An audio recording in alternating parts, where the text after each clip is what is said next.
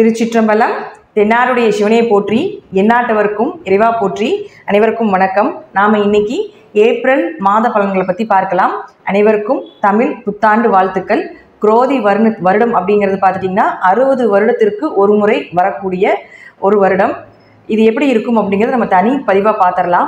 இப்போது ஏப்ரல் மாதம் என்னென்ன கிரகங்கள் எப்படி இருக்காங்க அப்படிங்கிறத நம்ம முழுமையாக பார்க்கலாம்.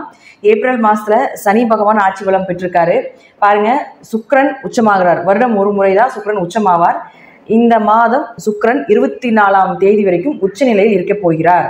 4 லக்னம் அதே போல் 4 ராசிக்கு மட்டும்தான் சுக்கிர பகவான் யோகத்தை கொடுப்பார். அது என்னென்னது அப்படிங்கிறத நம்ம பார்த்துக்கலாம். அடுத்தது பாருங்கள், சூரியனும் 13ஆம் தேதிக்கு மேலே மேஷ வீட்டுக்கு வரார். அங்கேயும் சூரியன் உச்ச பலம் பெறுகிறார். அப்பொழுது சூரியன் யாருக்கு உச்சமாக இருந்தால் யோகத்தை கொடுப்பார் அப்படிங்கிறதையும் நம்ம பார்க்கலாம். அடுத்த விஷயம் என்னன்னு பார்த்துட்டிங்கன்னா, புதன் இங்கே நீசந்தான் ஆகிறார். நீசமானாலும் வக்ர நிலையை 25ஆம் தேதி வரைக்கும் இருக்குது. வக்ரம் ஆகிறார். எந்த ஒரு கிரகம் நீசமாக இருந்தால், வக்ரம் நிலை அடைந்தால் உச்ச பலனை அடைவார்கள். அது எந்த கிரகமாக இருந்தாலும் நீசமாகி வக்ரம் பெற்றால், ஒரு கிரகம் உச்சமானால் என்ன பலன்களை கொடுக்குமோ அதே பலன்களை கொடுக்க போகிறார்.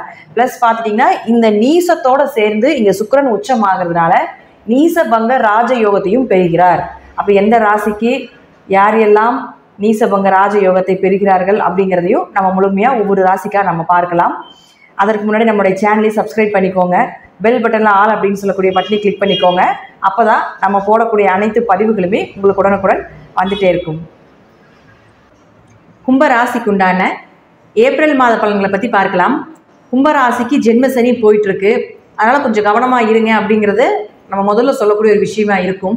இப்போ பார்த்துட்டிங்கன்னா, உங்களுடைய ராசிக்கு 2 மற்றும் 11ஆம் அதிபதினு சொல்லக்கூடிய குரு பகவான் இந்த மாதம் முடிவில் மே 1ஆம் தேதி, ஏப்ரல் மாதத்துக்கு அப்புறம் மே 1ஆம் தேதி பணத்தை கொடுக்கக்கூடிய, லாபத்தை கொடுக்கக்கூடிய குரு பகவான் 4ஆம் வீட்டுக்கு வர்றார்.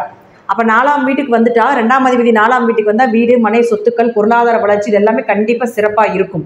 அப்போ குருவினுடைய பார்வை ஒன்று இருக்கு இல்லைங்களா? அப்போ குருவினுடைய பார்வை உங்களுடைய 12ஆம் வீட்டை பார்க்குது, உங்களுடைய 10ஆம் வீட்டை பார்க்குது, அதே போல் 8ஆம் வீட்டையும் பார்க்குது. நிச்சயமாக கும்பராசிக்கு ஏப்ரல் மாதத்திற்கு மேலே தொழில் நிலையில் நல்ல வளர்ச்சியை நிச்சயமாக ஏற்படுத்தி கொடுப்பார். குரு பார்க்கும் இடம் பெருகும் அப்படிங்கிற அமைப்பு உண்டு. இருக்கிற இடத்தை விட பார்க்கிற இடத்திற்கு மதிப்பு ஜாஸ்தி, வேல்யூ ஜாஸ்தி.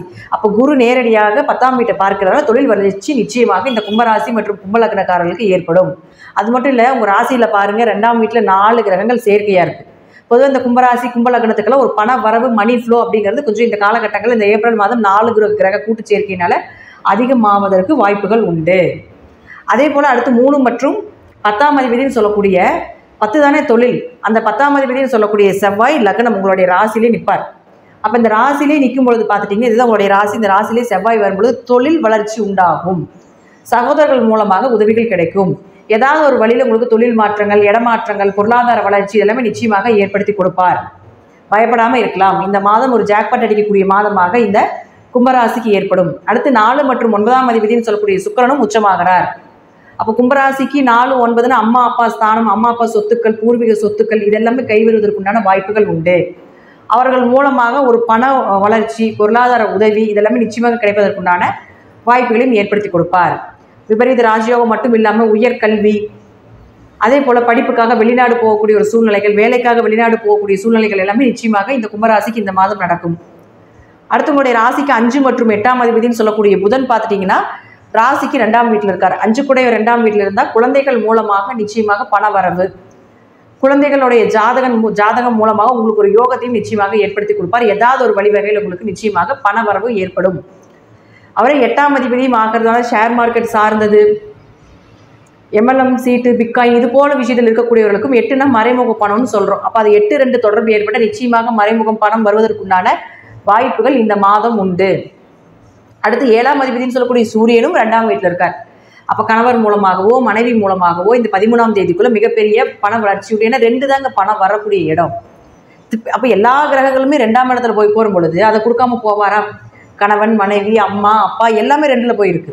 அது மட்டும் இல்லாமல் குழந்தைகளும் 2ஆம் இடத்துல தான் இருக்குது. குழந்தைகள் ஸ்தானமும் 8ஆம் இடங்கிறது கணவர் வழி குடும்பம், மனைவி வழி குடும்பம்னு சொல்கிறோம். அதுவும் அங்கே தான் இருக்குது. அப்போ இதன் மூலமாக இவர்களுக்கு மூலமாக உங்களுக்கு நிச்சயமாக ஒரு பொருளாதார வளர்ச்சி, பண வளர்ச்சி உண்டும் அப்படிங்கிறத மாற்றமே கிடையாது. ஸோ கும்பராசி கும்பலக்னக்காரர்களுக்கு இந்த மாதம் முழுவதும் பண வளர்ச்சிக்குண்டான மாதம் மட்டுமே. அடுத்து 13ஆம் தேதிக்கு மேலே சூரியன் உச்சம் ஆகிறார் குருவோட சேர்ந்து. 7ஆம் அதிபதி உச்சம் ஆகிறது ஒரு வளர்ச்சி தான். கணவருக்கோ மனைவிக்கோ ஒரு வளர்ச்சியை கொடுக்கக்கூடிய ஒரு காலகட்டங்கள். இப்போ ஏற்புகள் மதிப்பு ஒரு பப்ளிசிட்டி ஆகிறது இதெல்லாமே நிச்சயமாக நடக்கும். அதனால் கும்பராசி கும்பலக்னம் பயப்படாமல் இருக்கலாம். இந்த மாதம் ஒரு ஜாக்பாட் அடிக்கக்கூடிய மாதமாக இருக்குது. உங்களுக்கு என்னென்ன வேண்டுமோ அதெல்லாமே நீங்கள் நினைப்பதை விட பெரிய அளவுக்கு கிடைப்பதற்குண்டான வாய்ப்புகள் உண்டு. தசாபுத்தி மட்டும் செக் பண்ணிக்கோங்க.